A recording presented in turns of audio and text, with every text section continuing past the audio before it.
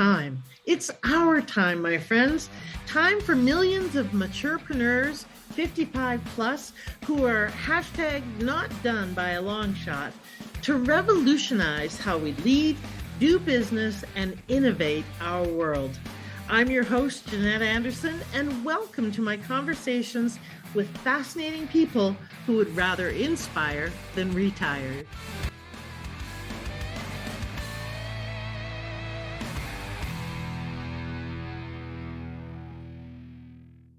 Hello, everybody, and welcome to this episode of the Maturepreneur Podcast. I am your hostess with the mostest, Jeanette Anderson, and today I have the pleasure of being again with Lady Jen Du Plessis, who is a fabulous mentor and has been at this game for a long time. So tons of experience, tons of wisdom to share, and really is going to provide what I call a kick in the context for those of you who are thinking about scaling and growing your business. So welcome, Jen. I'm glad you're here. Well, thank you. I'm so excited to be here. I cannot wait to talk. And you know what? I love, and by the way, we're all, maturepreneurs. So I'm over here going, did I turn this off so nobody will bother airplane mode? I wanted to make sure this is on airplane mode. I'm so excited about this because, I'm always excited because I never would have thought this little girl who was called Jenny, who ain't got a penny, and was told she was going to be worthless and never amount to anything and be poor and be an alcoholic and be all these things that my family was and my parents were, that I would have the opportunity to share my story to make an impact on others. So I just have to say that because I'm still in shock and awe about it every time I start an interview. Awesome. I love that. And, you've done a lot of interviews. So I think that's very cool that it's still something that you're grateful for and that is still inspiring you and lighting you up. So as you know, ladies and gentlemen who are listening to this podcast is for those of you who are too inspired to retire. And Jen absolutely personifies that. How long have you been going in your business, Jen? I'm laughing because my granddaughter is trying to hide herself. Yeah. This is just part of it, right? Can you shut the door? Oh, okay, thank you. Well, you don't have to even edit that out. This is life, right? Yes, this is life. Especially this is nowadays. One of the things I love about my life right now is because I get to spend time with my grandkids whenever I feel like it. Mm-hmm. And I said, look, I have a podcast today, so you guys all have to kind of go away. And so they just got home and they're probably coming in here and getting a few things and have to run away, and do their thing. But so I apologize for that, but then I don't. Yes, exactly. It is life, and especially life now, especially for those of us who kind of live mobile lives and so forth.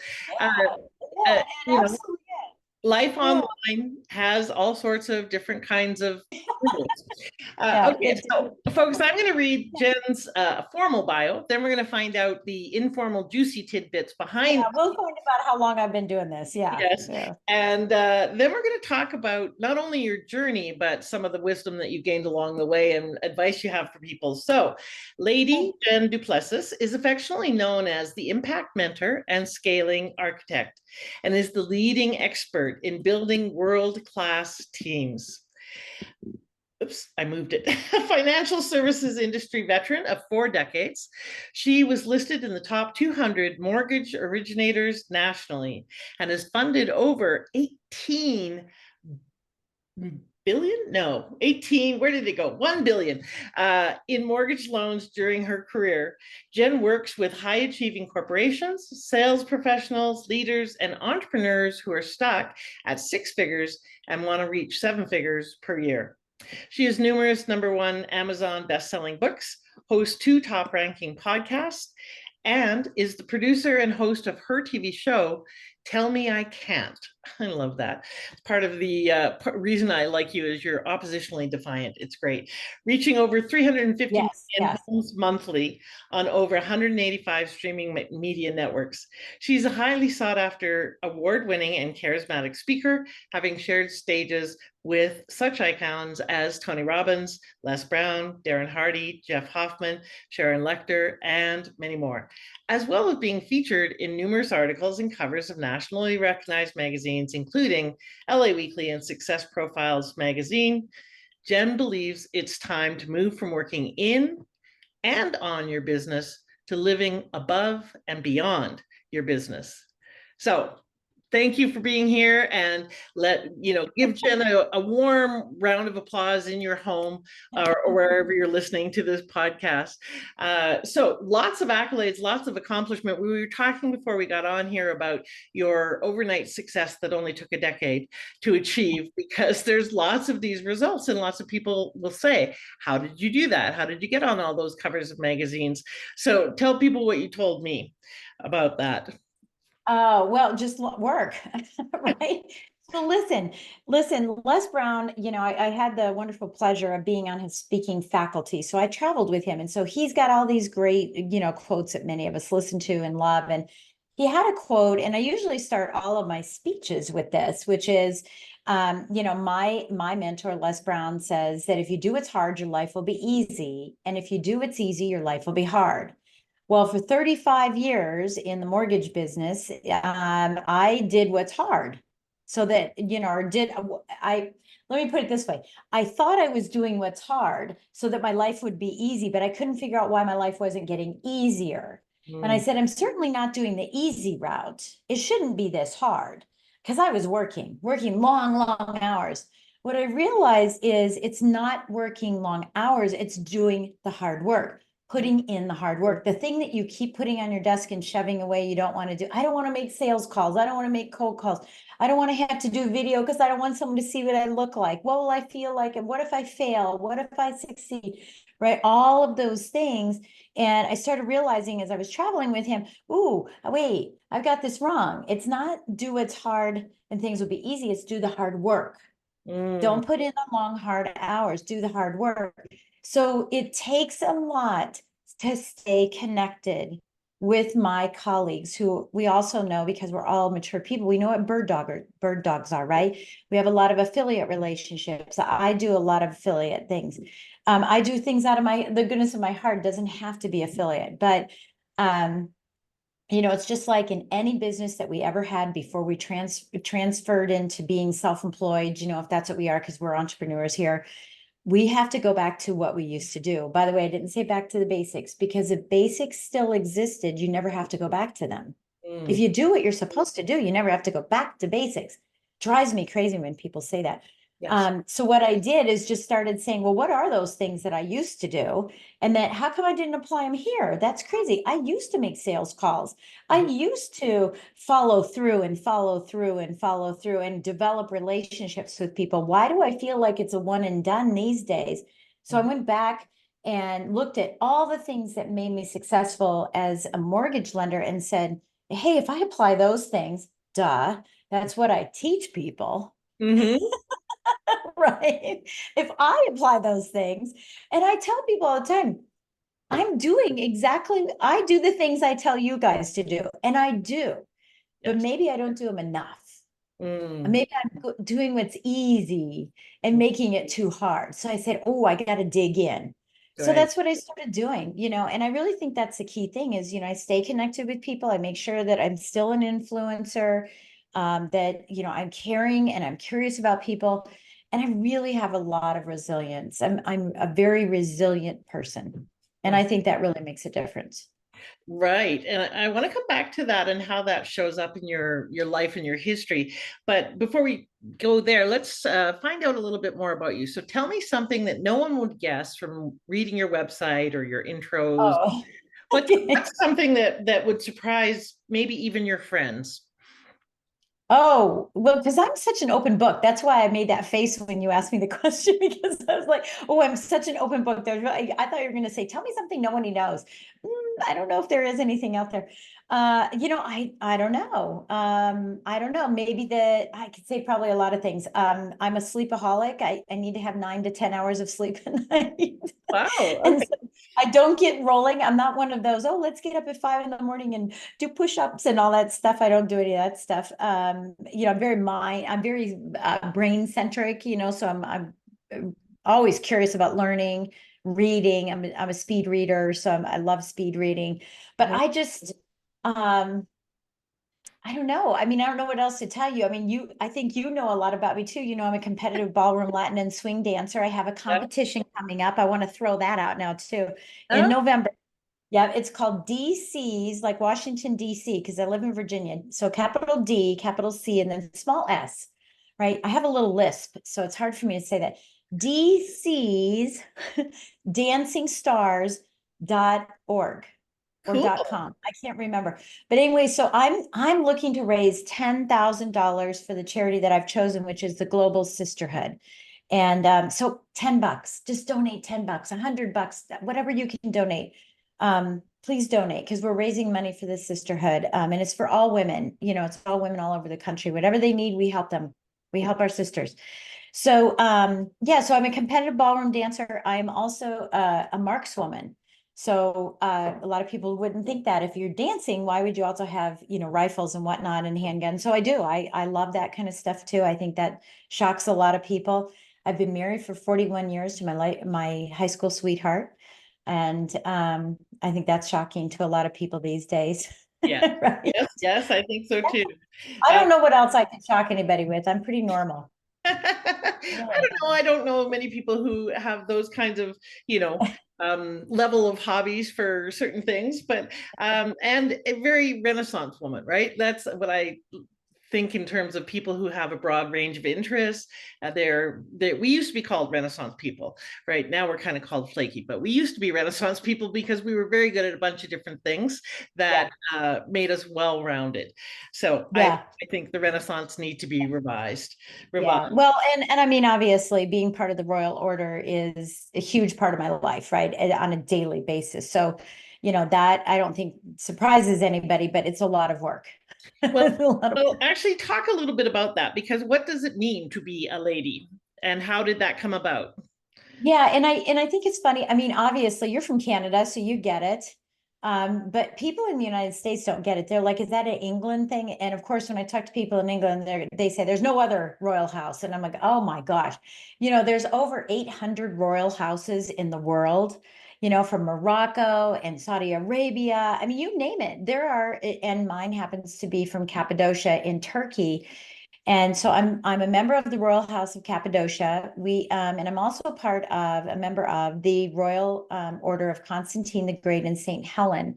That Royal Order of Knighthood of Knights is the oldest order in the world. We were established in 680 AD, maybe even before that. Hold on, I've got my numbers mixed up. Maybe 340 AD, but very, very early on, Constantine was not a saint. I don't know if you noticed I said Constantine the Great. He was not a saint.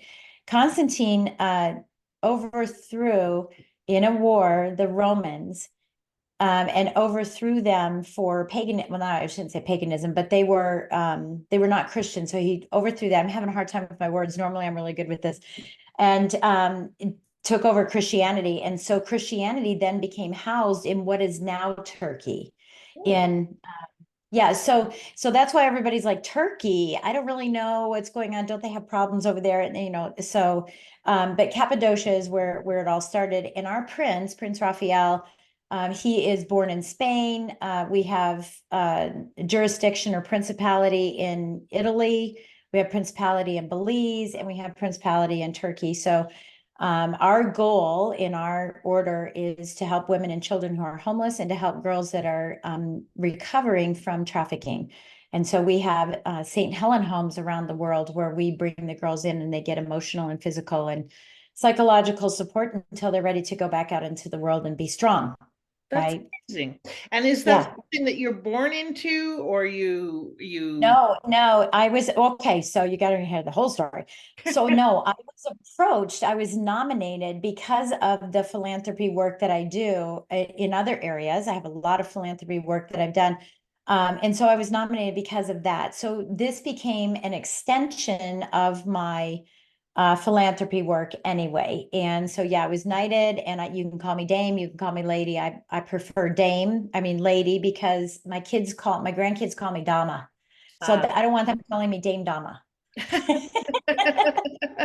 there's no word about it. And so they don't call me lady or anything. My daughter, she's funny. She still curtsies to me when she sees me. And technically people are supposed to, but it happens.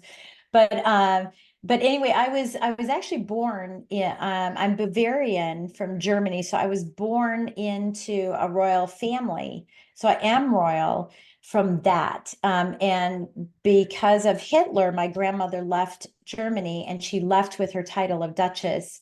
Then my father got Duke. I now have Duchess. My son will get Duke. My granddaughter, who was floating around here earlier, she'll be a Duchess when I pass on or when her dad passes on. So we have that. I get a stipend of $157 a month and I go get my nails done. That's Oh, about it. Not that's much more to say about it, but I don't talk about it very often. But yeah, when people ask were you born into it, then I'm like, oh yeah, I kind of was on this side. But this means more to me because it's my work. right. It's It means related much to more. your philanthropy and to the causes that matter to you and are near and dear to your heart. Yeah, That's yeah, very interesting. I had never known the story behind that, so I appreciate yeah, it. yeah. All right, so tell me a little bit about your why. Why do you do the work you do? Why are you so passionate about not only on the philanthropic side, but also in terms of your business? Yeah. Well, I think they go hand in hand. I as I mentioned a few minutes ago when we first started, is my uncle, well, first of all, I am still one of 36 first cousins. And of course, they're all almost everybody's married. So now there's like 80 of us, plus all their kids. And you can imagine how many birthdays and anniversaries my big family celebrates. But at the time, my mom was one of 10. My dad's one of three on another side, so that's inclusive. But my mom's one of 10, and my dad and my mom were the poorest in the family. They were, oh, he's the alcoholic. Ooh, don't say anything wrong to her. She was a middle child, she and my aunt. And so my uncle just casually, while we were driving down the road one day in a van, said, Jenny, you're going to be just like your dad. You're going to be an alcoholic. You're going to smoke cigarettes because your mom and dad do. You're going to be poor because they are. Because see, that's what happens in the world, Mm, right? And we all know this. We've all heard that, right? If you're a drug user, your kid will be. And if you're whatever, they're going to be. And if you're an abuser, they're going to be. So we've all heard that. And it didn't really affect me that much. I already knew the Jenny who ain't got a penny. I always had a penny in my shoe. Whenever he said, there's Jenny who ain't got a penny, I would just pull it out. I have a penny. Ha ha. Didn't really understand. And we all had nicknames, by the way, all the grandkids. We had Dan the Man and Gene the Machine. We had all these different nicknames. right. But one day I came in, and it's a little bit of a sad story, but I came in from riding my bike at late at night because we used to be able to do that Yeah. late at night, and I could already hear them fighting. I could hear them fighting, and I was an only child at the time. My brother is 13 years younger than me, Wow. and the year I went to college, he went to kindergarten, right? So we kind of did this alone. We really did it alone. And I walked into the house and my dad had a shotgun to my mom's head. Mm, And I put my fingers in my ears and I ran it. Thank God we lived next door to my grandparents and that uncle who always lived there. He just passed away this year. And with my hands in my ears, ran and ran and ran and didn't want to hear that shotgun go off. But that was the moment I said, I am not going to be like them. I'm going to do something different. And so I just set out on this path. But that path is, in the beginning, it's wow, look at, what I'm doing internally to separate myself, to hide, to covet, really to shield myself because I didn't want anybody to know that I had an alcoholic father, an abusive, she was my first bully, right? The abusive mother. And I thought, if I can cover it, then it'll be good. Then I'll just hold it in. And that's where some of that resilience comes in, right? Where right. I'll just cover it. And so no one will know they're like that. And I'll just have this persona of everything's fantastic. It's kind of like Facebook these days, right? Like everything's great. Everything's great. My life's great. Everybody's life is great. And I had that persona on there. And I took that, all the way through high school. I was, a perfect student, cheerleader, played flute and piccolo in the Colorado Springs Symphony while I was in high school. And I was the only high schooler who did that for 2 years. Oh, Runner up Miss Colorado. I was Miss Colorado Springs. I was pre-med. I was state champion. I mean, it goes on and on and on. But I was trying to be perfect because if I was perfect in improving myself, maybe he won't drink and maybe she won't yell, yeah. Yes. right? Yeah. And she won't bully me if I'm perfect. So I did that, and then I took that into work, and that's how I excelled so much in work because I had to be perfect because I was competing against men in the mortgage business, banking way back in 1981. And so I just took that in, but then I got sick of it. It's like, I'm done proving to everybody. I've made it. I Yeah. want to start living. And so my why comes from, I don't want anyone to ever be told they can't. That's why I call it tell me I can. It's not don't tell me I can.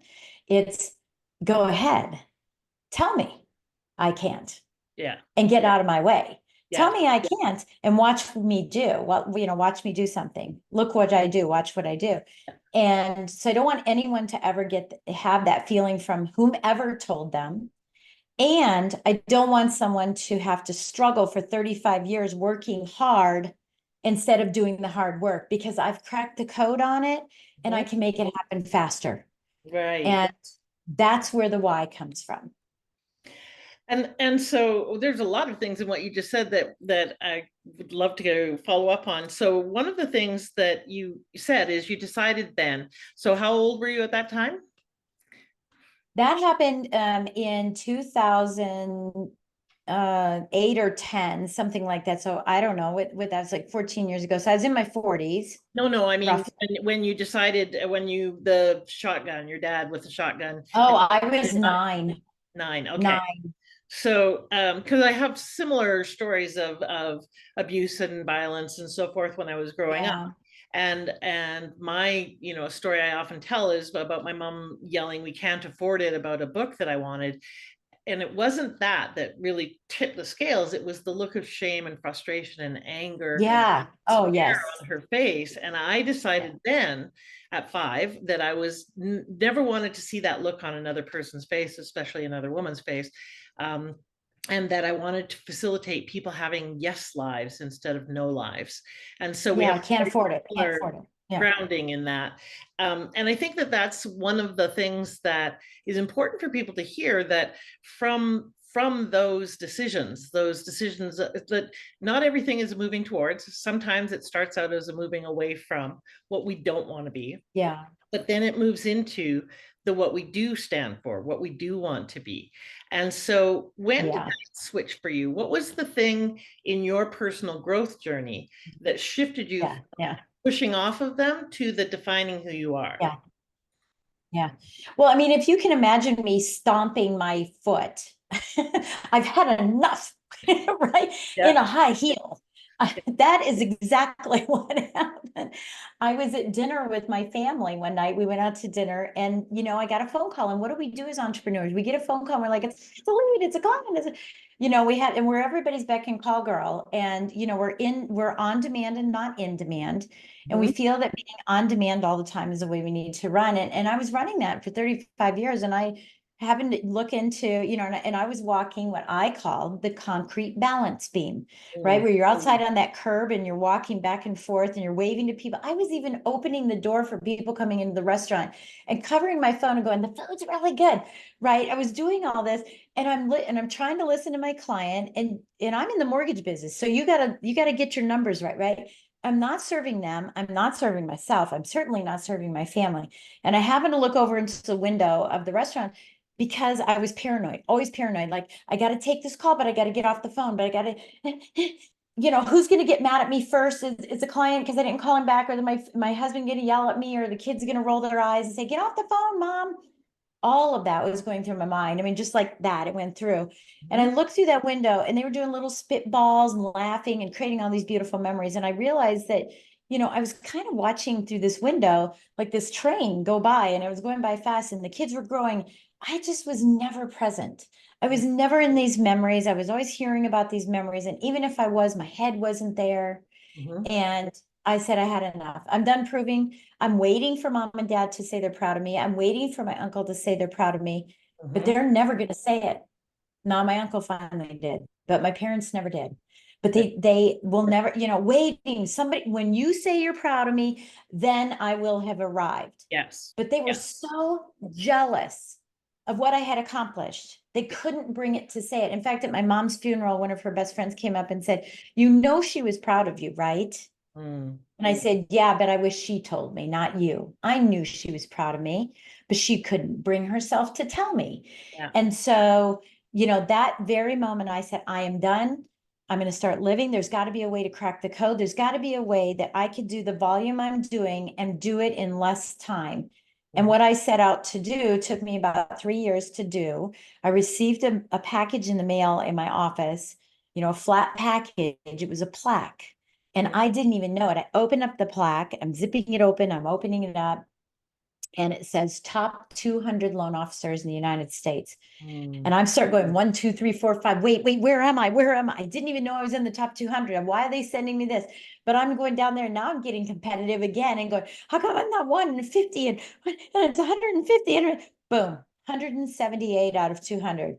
But Mm. see, I had arrived and I realized I did make it and I am proud of myself and I don't need to prove to anybody else anymore. I am done with that stuff. Mhm. And then all of a sudden the phone calls come in. How'd you do it? Can you speak on our stage? Can you speak here? Can you do this? Can you come there? How'd you do it? Can you coach me? All of that started falling in. And then eventually I had to make a decision. Either I stay in lending for 15 more years, drudgingly, Mhm. Yes. or I go on the trajectory, right? But what had surprised me is I didn't even know is I had funded 102 million, which was double. All I wanted to do was fund the 50. Mm. That's what I was doing, trying to do was fund the 50, but I funded 102 and I was doing it 4 days a week. And I still only work 4 days a week. Wow. So that what was key there is you started to ask some really powerful questions, rather than just continuing on the same, how do I do more? How do I do more? It was Mhm. a more intelligent question of how do I do more with less, Less. or how do I do more without it costing me more, or how do I do more um, efficiently? So asking, That's the word. I was letting you come up with them. But yeah, efficiency is the key for me. yeah, Efficiency. How can I be more efficient in every aspect of my life so that I can do the things I want? How can I, and I use this phrase all the time, how can I create a work life that makes my life work? yes, And so get in, get out, and go play. right. So because I often talk about in when I'm doing presentations about, do you have your life built around your business, or do you have your business built around your life? Because Yeah. that really dictates what your priorities are and the degree of peace and joy and fun and connection that you're going to have in your life. So how did you, I want to come back to the perfectionism, because I think there's probably a lot of people who are Yeah. high achievers, high performers, and a lot of it comes out of that original, trying to control the universe by being perfect. So when there's chaos, when we grow up with chaos, we try and keep balance, we try and keep peace, or we try and control things so that we don't have as much of the chaos impinge on us. My job was to keep my mom alive so that I would be able to live. So that was kind of the beginning of creating a pattern of it's my job to keep people here on this planet, as a way to cope and survive. Mhm. We learn these things at a subtle level, sometimes quite subconscious. How did you start to, or did you overcome that perfectionism? Because there's one thing to be driven, ambitious, competitive. That's all fine, great. Yeah. But the perfectionism is a bar that can never be reached. And so we are constantly robbing ourselves of Yeah. that sense of arrival or joy. How did you deal with that? Oh my God. Yeah. Okay. Well, there's a gazillion things I want to say, but let me just give you some phrases here. Perfection prevents profit. That's number one. If prevention prevents progress, that's number two, right? I see it all the time. And comparison is the thief of joy. It Mm, always is. So I was always comparing myself to all these other people in the mortgage business, these men, and going, wait a minute, I'm better than them. I am better than them. I'm better educated. I'm better, better, better, better, better all the way around. They use language, I don't. I'm nice to my clients, I nurture, they don't. They steal, rape, and pillage, so to speak, in the business. And I'm not like that. I'm not anything like that. Why are they more successful for me? There must be something I'm doing wrong and I must be perfect at. And so all of these things, so this competition was robbing me of the joy that I was already in the top 1% of loan officers at that time, right? So I was already successful, but I didn't see it. Yeah, I mhm, didn't see it at all. And I think for me, I don't want to lose my train of thought here because you said a couple different things that I'm like, oh, I really have to, say is like, how does this perfectionism affect? Is that what you asked me? How does the profession? How did you, or did you overcome the need to be perfect? Yeah, okay, okay. So here's what happened. So, have you heard of above and below the line? Mm-hmm. Yeah. Yeah. So above the line is abundance and below the line is scarcity. I thought I was living in abundance because I was relatively successful. I'm like, oh, I don't need anybody. If you ask me, what can I do for you? I go, no, no, I'm fine because I don't want to show any weakness, Mm-hmm. right? Keep my little vest of armor on. I don't want to show anything. No, I'm good. I'm good. I'm good. I'm good. Thinking I was living in abundance, but I was really living in scarcity. Mm-hmm. So several years ago, I sent out this dates me. Several years ago, I sent out an email that said, and we've all done it, right? Can you, use 3 words to describe me because I'm putting my brand together, Right. Yeah. right? And then it came back with all these beautiful, accolades. You're like, oh, yay, yay, yay. And then one guy came back and he said something nice, and then something not so nice. And he said, not present, Mm. not present. And I thought, oh, I got to get my good big girl panties on and I've got to make the phone call because if I don't make the phone call, then, ooh, that's not good. So I called and I said, hey, Chip, I said, okay, so you said these nice things and then these not so nice things, it wasn't not so nice things. I just said not present. Why? I said, because I have all these events and you were at these events and I've got 75 people at them and blah, blah, blah, blah, blah. And he said, yeah, but you're never present. You're just like a little bumblebee that goes around and is getting a whole bunch of nectar. It's like, hey, how are you? How are you? How are you? He said, I'd rather see you have a long, deeper conversation. I can't remember all of his words, conversation with 1 or 2 people and not be able to talk to me. That would be more beneficial for me than seeing you kind of flutter around. And I said, yeah, but it's like a wedding. You got to thank everybody for coming. He goes, everybody will know that you thank them when you start being more curious about their lives. Mm. So you're not only doing this at the event, you're doing it every time I see you. It's like, hey, how are you? Oh, that's good. Cheerleader. I'm Yeah. cheering and I'm not going deep, right? So this is do what's easy and your life will be hard. I got to do the hard work. I got to start caring about people Mm-hmm. instead about myself because I was so worried about, will they know? Will they know my dad's an alcoholic? Will they know? And when I start, and not believe me, I could not take the armor off. I had to drill little holes in Mm-hmm. it, right? Slowly but surely. Oh, maybe I should tell them I have kids. Maybe I should tell them I had a bad day. Maybe I should be a little vulnerable, ask for some help, right? And so I was poking holes in this armor, and these bright lights of my personality and my abundance and my giving and my resilience and everything that is good about me starts shining through, and it was attracting people. Mm. And then I went, hey, maybe I can take this whole thing off. Let's see what happens, right? And I had my first I had been speaking and teaching for years, but it's like my first big speaking thing. And of course, they made me stand behind a podium, which I never do. Right. And I told the story about the gun and the weaknesses and all of that. And from that moment on, I've never not told those stories. I've always shared all of those stories, but I realized there lies abundance. I am not perfect. I need help. I need counsel from people. I need to let people know I'm having a good day and a bad day. Mm-hmm. And I can be curious about other people with and allow them to see me because I coached a gal that she was doing the same thing and I saw her in me and I said, tell me about your background. She's an ICE agent. Okay. And she was having meetings with people. She's like, I'm doing all this stuff. Yeah, you're hardworking. You're doing the hard work. I mean, the working hard, but you're not doing the hard work. You got to start taking off the armor. So we had to poke holes. Her armor, behind her armor, was the fact that she had an autistic daughter who's 21 and she didn't want anybody to know. Yeah. Now every video has her autistic daughter in it Uh, with her, going places. And what did it do? The light started attracting. mm-hmm. And so I realized perfectionism, I think a lot of people think perfectionism is, or perfectionism is the drawing perfect? Did I color in the lines? Is every word perfect? Is it all lined out? Is everything perfect about it? But perfectionism is all encompassing. It's not the task that you're doing, it's not the doing, it's also the being. Mm. And I really just realized I am not perfect, but I am definitely better than what they were. Yeah. And that's okay with me. And it's their problem if it's not okay with them. Well, and I think part of for me, part of the journey that the one of the reasons why I love getting older is that there is less and less and less need to prove, more settling Yeah.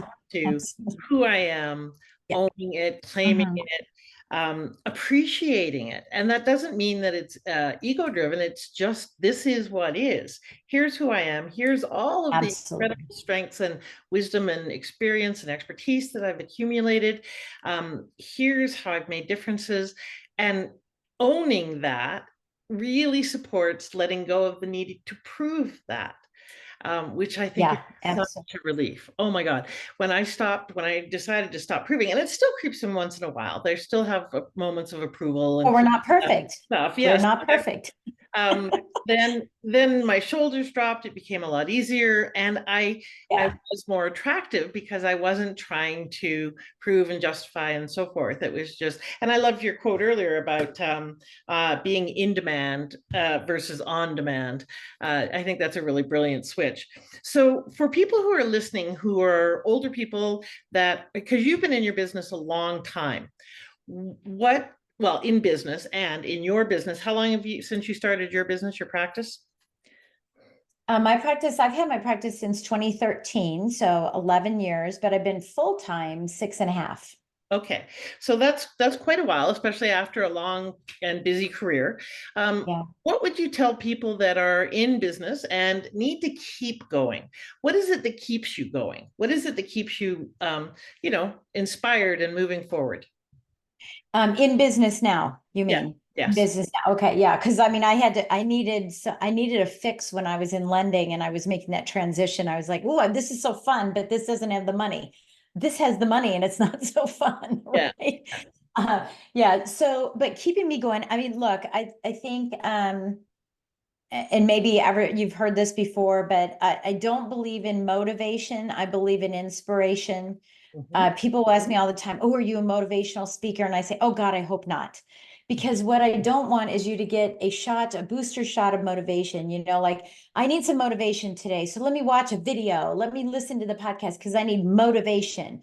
And Yeah. then I'm going to listen to it and think I'm going to apply something, never apply it. And then, it's a vicious circle. I need more motivation. Yeah. Inspiration, if you can dig deep enough and find out your why. And I know this is and I don't even like coaching on it. I don't like coaching on what's your why, because everybody talks about it, but let's not call it a why. What's your life vision? What is your life vision? And for me, it's traveling and being able to have the freedom to go any place and I have it now. I have the money and I have the freedom to go anywhere I want, anytime I want. My husband and I decide, or I decide to go by myself, or I decide, yes, I'm going to speak someplace, or no, I'm not. And every morning, we remember the commercial, time to make the donuts. Oh God, I got to get up and make the donuts today. If that's you, you don't have your life vision figured out. If you wake up any day and you don't have, and you think time to make your donuts, it's still not right. And I shouldn't say perfect, right? Be careful. You still don't have it defined. Yes. Because the thing about inspiration is people follow people who are inspired. Hmm. Yes. People get dragged with people who are motivating. We'll drag you along with us and we'll hope that along the way you'll get as inspired as we are. Inspired people like Oprah Winfrey, which I'm not a fan of hers particularly, but people follow her because they're inspired by her. Mother Teresa, people follow because they're inspired Right. by what they're doing, and they don't care what anybody else thinks. They Yes. don't care. Hey, I'm going to be a motivational speaker because I want to make money. That's different to me than an inspirational speaker who wants to change lives and impact lives. And your vision, as I'm doing this, if you're not listening, you're not watching us, you want to watch, but your vision, as I'm looking forward to it, right? But your vision has to be so wide behind you that it includes as many people as possible. If your vision is so small that it's just for you, I just want to have a Rolls Royce. Yeah. then nobody on your team, because I'm a team person, right? This is what I do. My expertise is building teams. That if it's not big enough to include their life goals, and you don't even know what their life goals are, don't think just because they're on your team that their goals are less than yours. Mhm. They may be more than yours. You might be the stepping stone to their goals. Your vision has to be so large that it includes their life goals. And Mm. so every day I'm inspired to get up and say, everybody that I work with, my goal is bigger than yours. And it's not a competition, but mine's so large that it includes everybody and anybody that I can, so that I can inspire people to achieve the things I've achieved and the things I plan to achieve. Um, Right. And they can stop back there and say, hey, this is far enough for me. That's fine. But it includes them. Yes, yes. And being that example is so important. So part of what I'm really hearing is have a bigger purpose, a bigger mission, meaning whatever that includes your life and those that you want to bring along with you Want to to serve. to motivate to have them be see that example and be inspired by it so that they find their expression of it, not to try and be you, but to find their own expression. Oh, And yes, yes, to be themselves. yeah, Yeah. and also really building a support structure, having a team that helps you be the difference that you want to be in the world is very important. I know you talk about that a lot. So part of staying sustainable is having support, having a clear vision that is compelling to you and that you can enroll others in. What would you say to people who are just getting going, who are perhaps defining that next step or next chapter in their life, may not be 100% clear on the vision, but are trepidatious about, how do I define what's next? Yeah, I mean, there are other coaches who are really good at helping you kind of do that. I really just feel that way. There are other coaches that are really good at helping you, figure out, there's this yin and yang of passion and profit, right? Passion and profit. If you're very passionate about making cookies, can you be profitable about it? Or if you're very profitable about teaching people how to surf, do you hate water? Yeah, Right.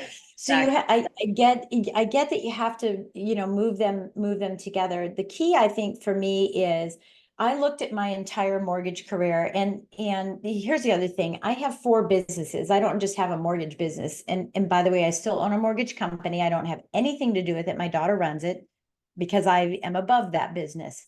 Mhm. And then we have some Airbnbs. We have 100 properties, real estate properties that we have. I have my speaking business, obviously, my podcast, all that, coaching, all that, masterminds, retreats. I have all those things.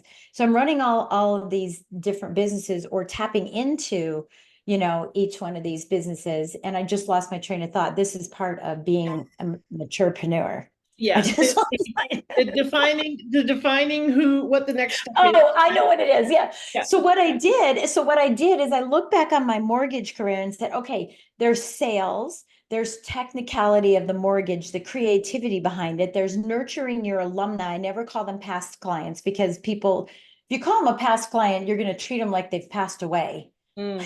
Okay. So I Yep. call them alumni. They come back. Yeah.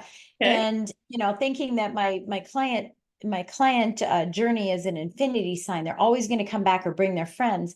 And so I looked at every aspect of what I did. I did speaking, teaching, coaching, communication, building systems together, having a team, building that team, executing on my management and leadership skills that I was trained on, and then subsequently trained this big company that had 15,000 employees. I trained all of the managers, Mhm. all of the management and leadership skills after I learned them. And Mm. so often entrepreneurs don't have those skills when they go into entrepreneurship. Okay. They're lacking in those skills. They just know that they are a widget maker and they think they can have a better company than that widget maker. And they find out they're working long hours and making less money, and they were better off working for someone else. Right. And so I looked across all of the skills I had in my job, that Yep. career, and the relationship building, right? And I picked 3 or 4 things that I said, these I can get charged up about, And these are things people need in their business. So Mm, relationship building is one of them, right? I'm strong on relationship building and not doing a one-on-one and be one and done. So building that network of people, I'm strong in that. I'm strong in systems. My degree is in architectural design and construction engineering. So I love the systematic approach to make it feel like you're the only person, right. right? Building the team, hiring the team, know when you need the team, managing the team, leading the team, all of the pieces, hiring people so that you can move above and beyond. All of those pieces are what get me charged up. So there's not a day that I'm like, oh, I got to have a coaching call because they want to talk about how to do a social media post. I Yeah. don't teach that. I don't coach on that. So yes, I can do it, but I don't want to. Yes. So So leave all that behind and yes. focus on what you love. Yeah. So do a real inventory of what your skills, strengths, and passions or preferences are, and then find and focus on the ones that really do light you up and Yeah. figure out how you can monetize that. I'm one of those coaches that's really good at listening for the longing and then figuring out how you make a living from that. But that's not everybody's juice and jam. Yours is helping people scale, how making that breakthrough to their next level of real significant impact and income. So, on that note, how do people find out more about you? How do they reach you or reach out to you? Yeah, I mean, I'm all over social media, but the best way is just go to jenduplessis.com, and I know you'll have the link there, but I'm all over social media. Just contact me. I'm really great about responding to people. I don't have a team of coaches. I have a very boutique company. I already built my empire once and twice over.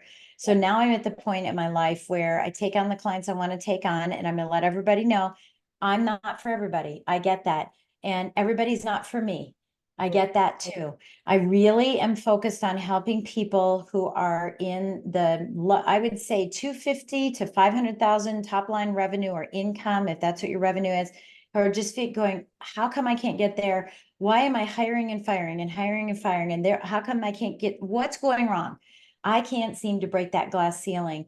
And that's where I do the best because I can come in and in a 2-hour conversation, fix everything up and start saying, here's how we're going to do it. And we're going to do it quick. You don't need to be with me forever, but you can be because life changes. And I think the biggest thing is the beyond, right? You made a comment about don't be with my goal or my vision or whatever. Years ago, we all know Mont Blanc pens, right? That was the sign of success when I was a youngster getting in the business. Everybody that had a Mont Blanc pen was successful. At least I thought they were, Yes, right? yes. And so my goal was to get a Mont Blanc pen. And I think back then they were about $199 or $299. They're like $600, $700 now. And I wanted that Mont Blanc pen so bad, right? And I remember the day I got it and the box opened and it was Mont Blanc. And I would unscrew the cap in front of my client and make sure Mont Blanc was showing as I'm signing papers, right? It was just the most hilarious thing. And then one day I couldn't get the thing unscrewed. I think I had done it so many times, the threading mix, and I pulled on it and the ink fell all over the suit I had.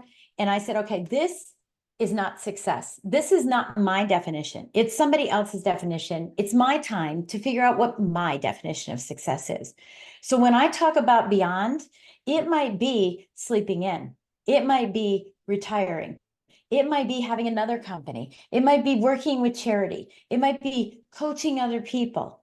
Your beyond is your beyond. Yes. That's what I'm talking about when I'm talking about that vision. So yeah, the best way to get a hold of me is just go find me online and I'll call you.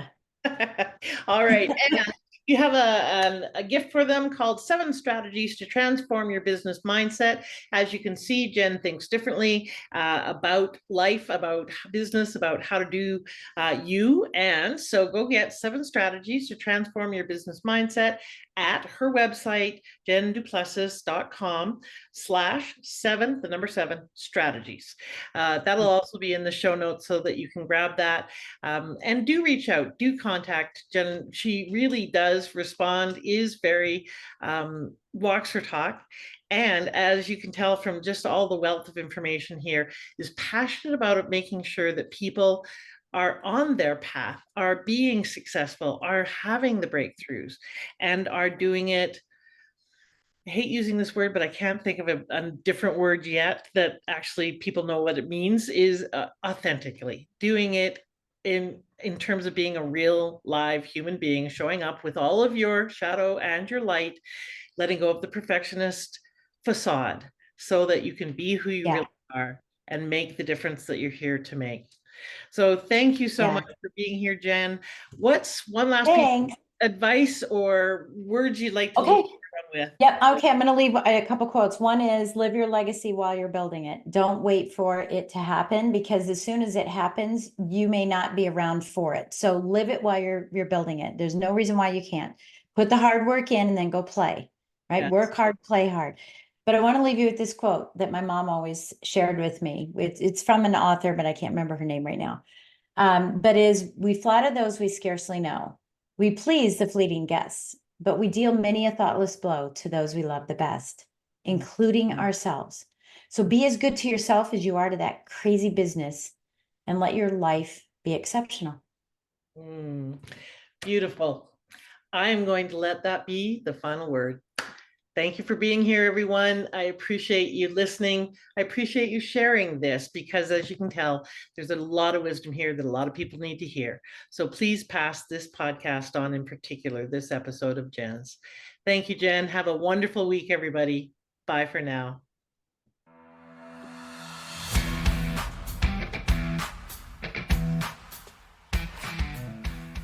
Thank you for listening. I'd love it if you left a comment and subscribed. And I encourage you to apply one aha from this interview right away so you can turn your wisdom into wealth and your contribution into positive change. Bye for now.